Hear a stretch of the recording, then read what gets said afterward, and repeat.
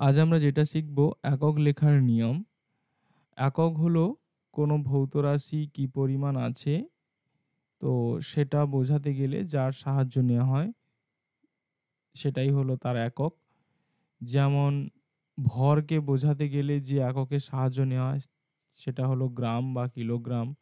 দৈর্ঘ্যকে বোঝাতে গেলে আমাদের যে এককের সাহায্য নেওয়া হয় সেটা হলো মিটার, সেন্টিমিটার, কিলোমিটার ইত্যাদি, ইত্যাদি। এরকম অসংখ্য একক কিন্তু আমাদের আছে। সেই একক লেখারও কিছু নিয়ম আছে। সাধারণত আমরা একক লিখি শর্ট ফর্মে।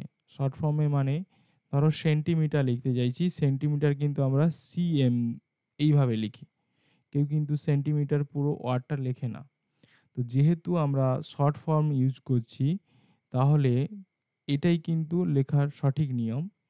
কেউ যদি এখানে এইভাবে লেখে সেন্টিমিটারের সি.এম, এটা কিন্তু ভুল।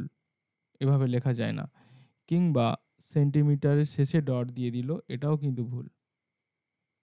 তবে এইখানে একটা নোট রাখবে, সেটা হলো বাক্যের শেষে যদি থাকে এই এককটা, বাক্যের শেষে অ্যাজ এ ফুল স্টপ হিসাবে ডট ব্যবহার করা যায়। ডট ব্যবহার করা যাবে। মানে তখন আমরা বলতে চাইছি সিএম, এই ডট শেষে এটা ব্যবহার করা যেতে পারে। এটা একটু খেয়াল রাখবে। আচ্ছা, ২ নম্বর নিয়ম যেটা, বহুবচন বোঝাতে এককের শেষে কিন্তু আমরা এস বা ইএস যোগ করব না। বহুবচন মানে 5 গ্রাম, যেহেতু ১ ছাড়িয়ে গেছে গ্রামের মানটা, তো এটা বহুবচন হয়ে যাচ্ছে। তো এখানে কিন্তু 5 গ্রামস এস এটা হবে না। এটাই কিন্তু সঠিক 5 গ্রাম 5G।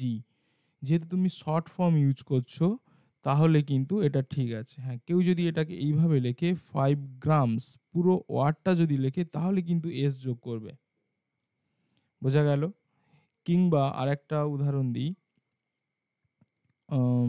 5 metre 5m।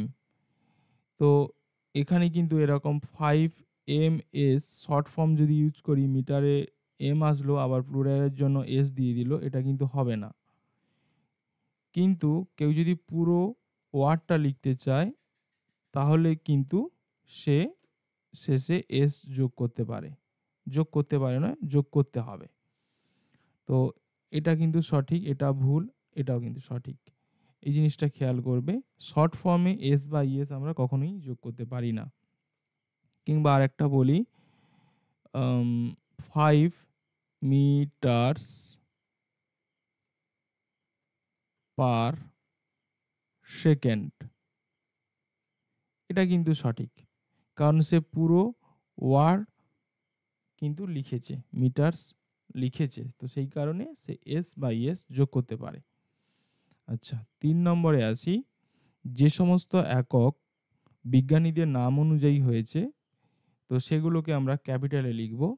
যেমন নিউটন খুব বড় এক মাপের একজন বিজ্ঞানী।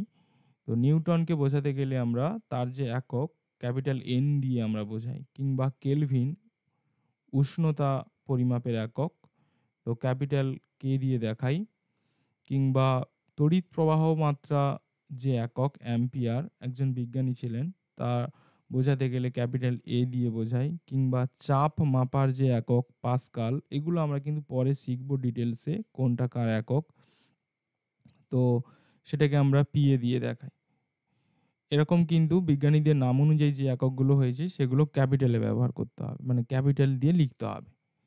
৪ নম্বর নিয়ম যদি বলি, যখন কোনো একটা একক, কোনো একটা ভৌত রাশির একক এক বা একাধিক একক দিয়ে গঠিত হবে, তো সেই এককগুলো লেখার সময় আমরা একটা বলছি জুল পার মিটার স্কোয়ার। ঠিক আছে? মানে আমি এরকম না লিখে আমি একটু ভালো করে দেখাই। ধরো ওপরে আছে জুল, নিচে আছে মিটার স্কোয়ার আর সেকেন্ড, এইভাবে দেওয়া আছে। তো এটাকে কে কিভাবে লিখতে পারে দেখো। কেউ এটাকে লিখতে পারে joule per metre square second. দিয়ে অবশ্যই ব্র্যাকেট ইউজ করতে হবে, তাহলে কিন্তু সঠিক। কেউ যদি এটাকে এইভাবে লেখে জুল পার মিটার স্কোয়ার শুধু সেকেন্ড, কোনো আমরা ব্র্যাকেট ইউজ করলাম না, এটা কিন্তু এক প্রকারের ভুল। ব্র্যাকেট ইউজ করবে। সবথেকে ভালো হয় যেটা আমি ফলো করি বা তোমরাও ফলো করার চেষ্টা করবে, এক লাইনে লেখার চেষ্টা করবে, অর্থাৎ গুণ আকারে লেখার চেষ্টা করবে, জুল মিটার -2 সেকেন্ড -1। এটাই সবথেকে ভালো হবে, কারণ এত ঝামেলা নেওয়া যাবে না। এক লাইনে লিখে দেব গুণ আকারে, এবারে পাওয়ার যেরকম যার ছিল প্লাস মাইনাস করে দেব। তো এটা কিন্তু একেবারে সঠিক, এটাকেই সবাই ফলো করবে। আচ্ছা, 5 নম্বর নিয়ম হলো,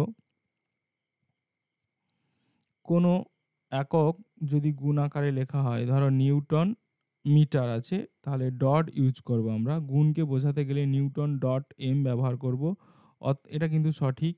কিংবা গুণ বোঝাতে গেলে সিম্পলি একটু ফাঁক দিয়ে নিউটন মিটার বা একটা স্পেস দিয়ে নিউটন মিটার এভাবে আমরা ইউজ করব, এটাও কিন্তু সঠিক। কিন্তু কেউ যদি এটাকে এরকম করে দেয় নিউটন গুণ মিটার, এটা কিন্তু এক প্রকারের ভুল, এটা লিখবে না। ঠিক আছে, আর একটা নিয়ম বলি, অনেকের প্রবণতা আছে সেকেন্ডকে লেখে এইভাবে এসইসি, সেকেন্ডকে লেখে এসইসি, এটা কিন্তু ভুল, জেনে রাখো।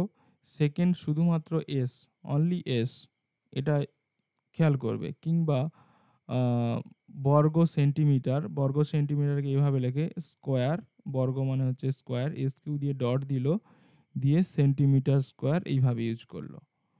তো এটা কিন্তু এক প্রকার ভুল, মানে এটা এইভাবে লেখাটা ঠিক নয়।